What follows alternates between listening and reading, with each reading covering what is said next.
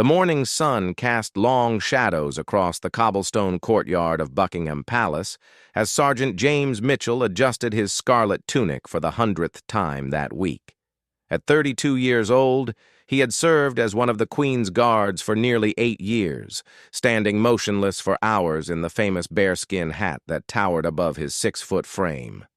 The tourists loved taking pictures with the stoic guards, but James had mastered the art of remaining completely still, no matter what happened around him. The rules were absolute and unbreakable. Never move, never speak, never break character. These weren't just guidelines. They were sacred commandments that had been followed for centuries. James had seen fellow guards dismissed from service for far less than what most people would consider minor infractions. A smile at the wrong moment, a flinch when a tourist got too close, or even acknowledging someone's presence could end a career that took years to build. On this particular Tuesday morning in September, the usual crowd of tourists had gathered outside the palace gates. James took his position at the entrance, his rifle held at the precise angle required by protocol.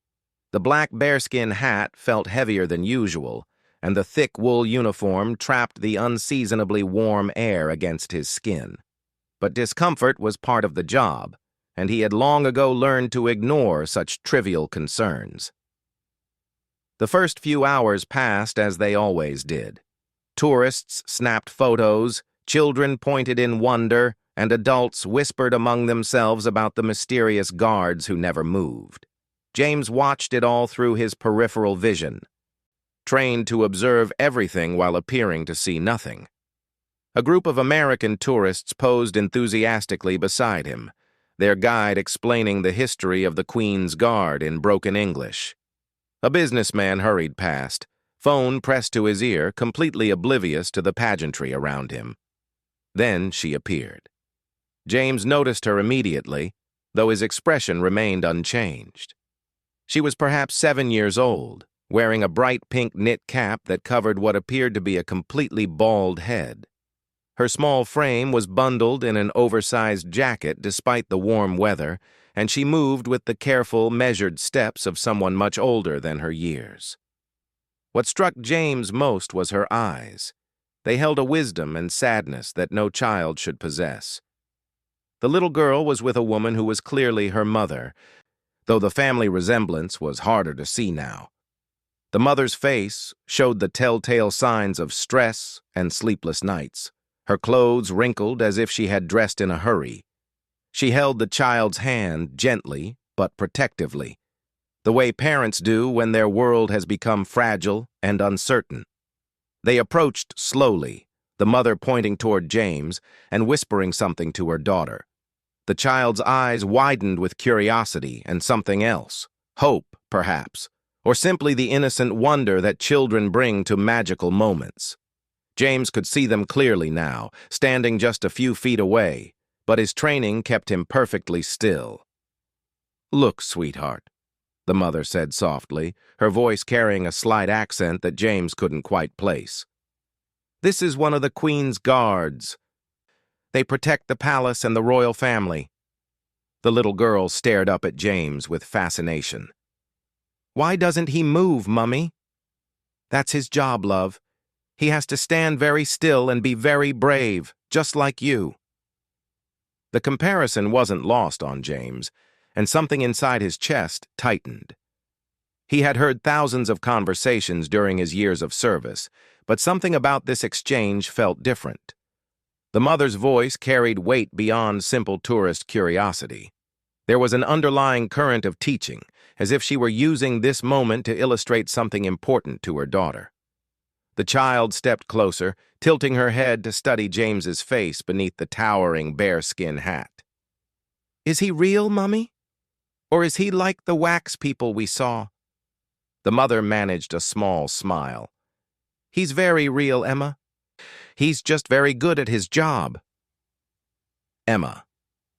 The name suited her, James thought, though he kept his face completely expressionless. Emma continued to study him with the intense curiosity that only children possess. She seemed to be trying to detect any sign of life, any hint that he was indeed human beneath the elaborate uniform. Other tourists began to gather, drawn by the touching scene of the small child in the pink hat standing before the imposing guard. Cameras appeared, but the mother seemed oblivious to the attention. She was focused entirely on her daughter, watching Emma's face light up with wonder and excitement. "Can he see me?" Emma asked, her voice filled with hope. "Of course he can see you, love, but he can't talk or move while he's working." Emma nodded solemnly, as if this made perfect sense in her 7-year-old understanding of the world. She took another small step forward, now standing directly in front of James. If he had been allowed to look down, he would have been staring directly into her upturned face. "My name is Emma," she announced to James, as if he had asked. "I'm 7 years old and I'm from Manchester. We came to London because I've always wanted to see the Queen's Guards." The mother's eyes filled with tears she tried to hide by looking away. James felt his heart rate increase, though his breathing remained steady and controlled. There was something profoundly moving about this little girl's simple introduction, delivered with such earnest sincerity.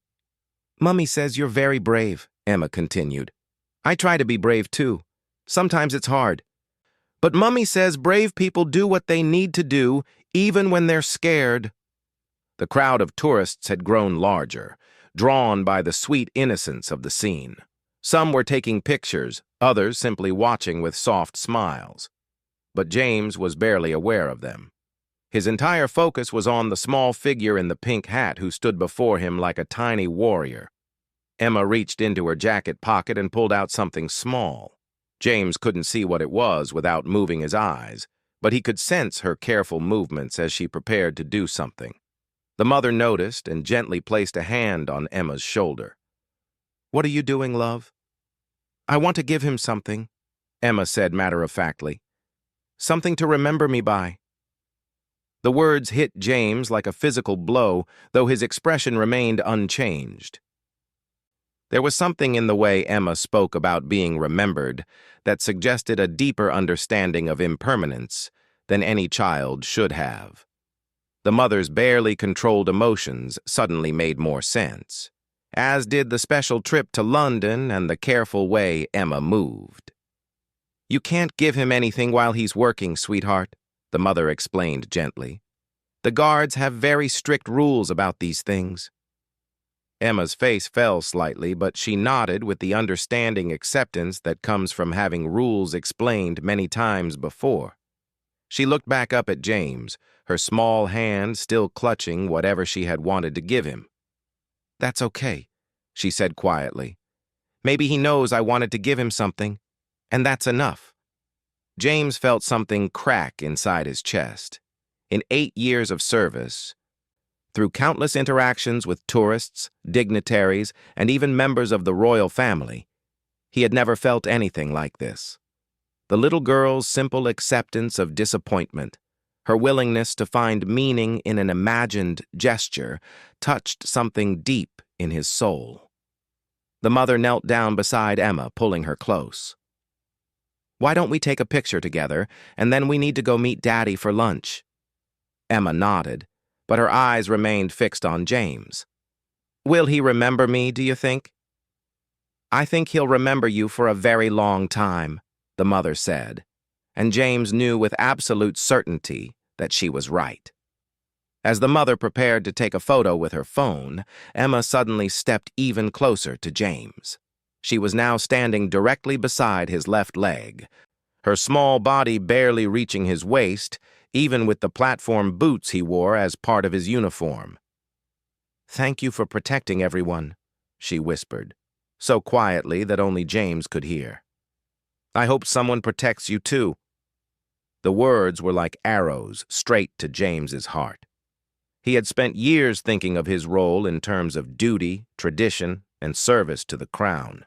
He had never thought of it in terms of protection, especially not through the eyes of a child who clearly understood what it meant to need protecting. Emma stepped back and posed for the photo with her mother, both of them smiling despite the emotional weight of the moment.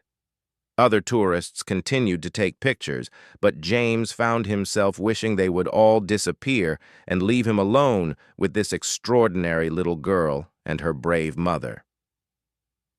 As the photo session ended, Emma turned back to James one last time. She stood very straight, mimicking his military posture as best she could, and gave him the most serious salute her 7-year-old hands could manage. The gesture was imperfect but filled with such genuine respect and admiration that James felt his carefully maintained composure begin to waver. The mother took Emma's hand, and together they began to walk away. James watched them go through his peripheral vision, noting how Emma turned back several times to look at him, each glance filled with the same wonder and respect she had shown throughout their encounter. Other tourists quickly filled the space where Emma and her mother had stood, but for James, the world felt suddenly empty. The routine sounds of the palace courtyard continued around him, the clicking of cameras, the chatter of guides, the distant sound of traffic from the streets beyond, but everything felt muted and distant. As the morning wore on, James found his thoughts returning again and again to the little girl in the pink hat. There had been something special about her, something that transcended the usual tourist interactions he experienced daily. Emma had spoken to him not as a curiosity or a photo opportunity, but as a person. She had seen past the uniform and the ceremony to the human being underneath. The weight of his rifle seemed heavier now, and the bearskin hat felt more suffocating than usual, but more than physical discomfort. James was experiencing something he had never felt during his years of service, a profound sense of connection to another person, and an equally profound sense of loss as that connection was severed by duty and protocol. When his shift finally ended 2 hours later, James remained haunted by Emma's words and her mother's tears. As he walked back to the guardhouse to change out of his ceremonial uniform, he couldn't shake the feeling that something fundamental had changed during those few minutes in the courtyard. He had always prided himself on his ability to maintain professional distance, to be a symbol rather than a person, but Emma had seen him as both, and in doing so, she had reminded him of something he had almost forgotten in his years of silent service, that beneath the uniform and the ceremony, he was still human, still capable of being moved by simple acts of kindness and courage. That evening, as James sat in his small apartment reviewing the day's events, he found himself thinking not about the dozens of tourists who had photographed him or the dignitaries who had passed by, but about a 7-year-old girl who had wanted to give him something to remember her by. The irony wasn't lost on him. She had given him something after all, something far more valuable than any physical token. She had given him a reminder of why his service mattered, seen through the eyes of someone who truly understood both bravery and vulnerability. 2 weeks had passed since Emma's second visit, and James had fallen into a pattern of hoping each day that he might see the bright pink knit cap in the crowd of tourists. Emma's card had become his most treasured possession, carefully preserved in a frame beside his bed.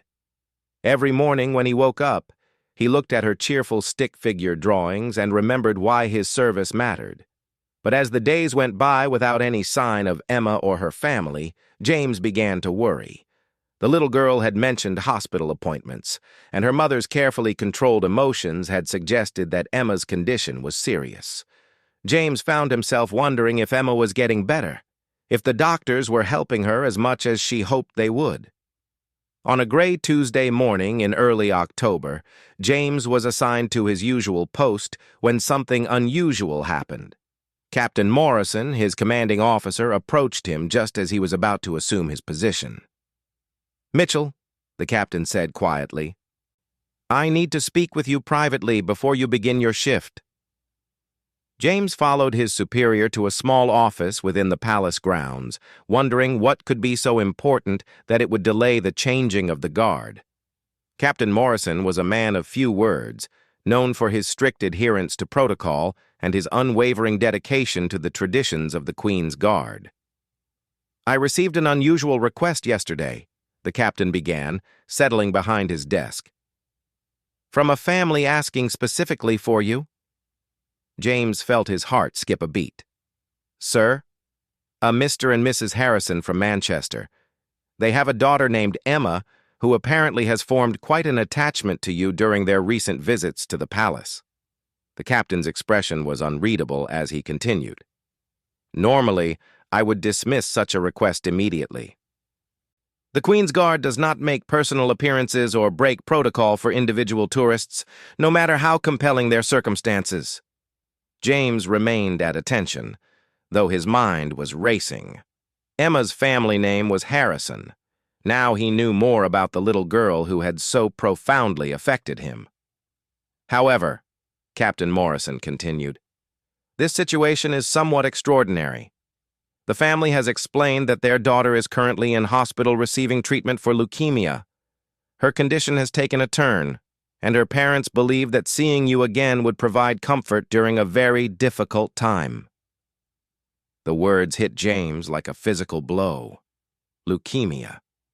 Emma's thin frame, her careful movements, the pink hat covering her bald head, it all made heartbreaking sense now.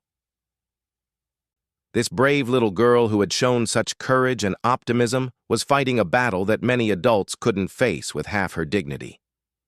"The family has asked if there would be any way for you to visit Emma in hospital," the captain said. "In uniform, of course, as she specifically mentioned wanting to see her guard one more time." James's throat felt tight.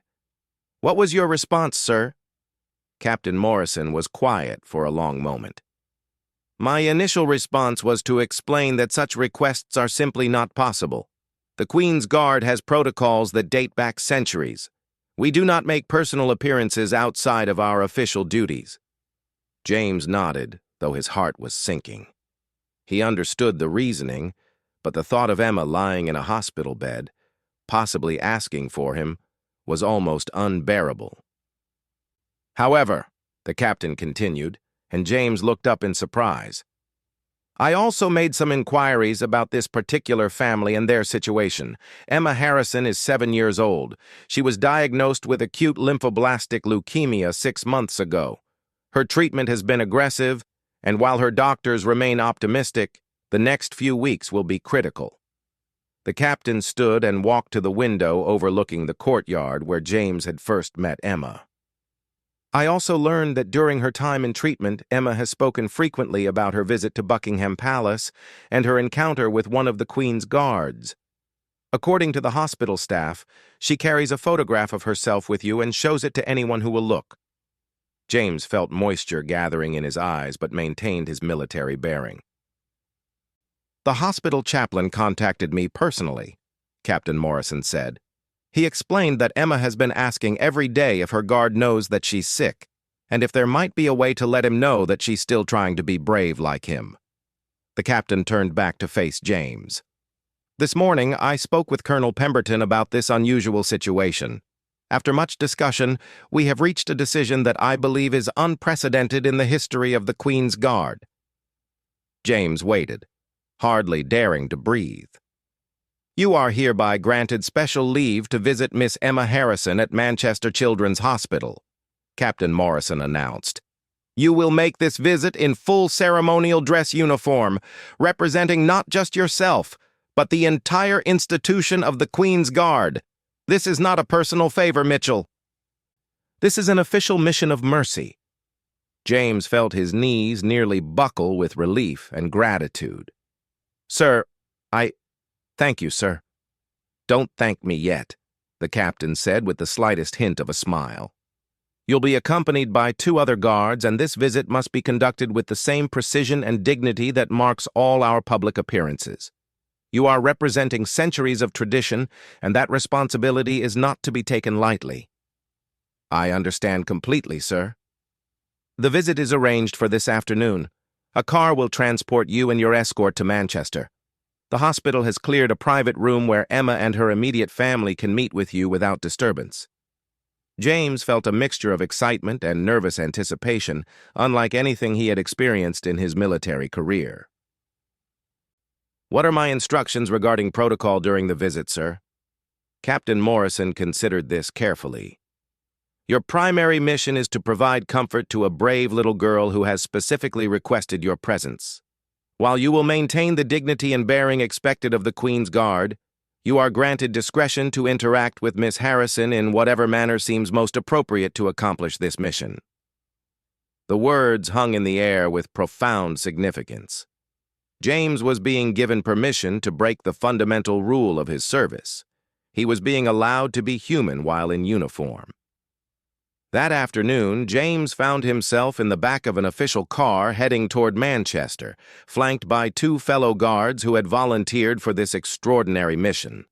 The three men rode mostly in silence, each understanding the gravity and uniqueness of what they were about to do. Manchester Children's Hospital was a modern building that somehow managed to feel both clinical and welcoming. James and his companions were met by the hospital chaplain, a gentleman named Father Williams, who had been instrumental in arranging the visit. "Emma doesn't know you're coming," Father Williams explained as he led them through the corridors.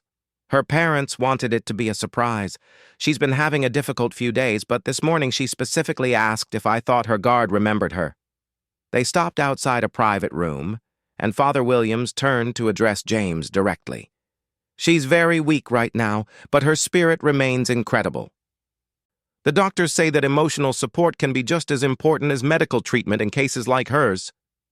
James nodded, understanding the weight of responsibility on his shoulders.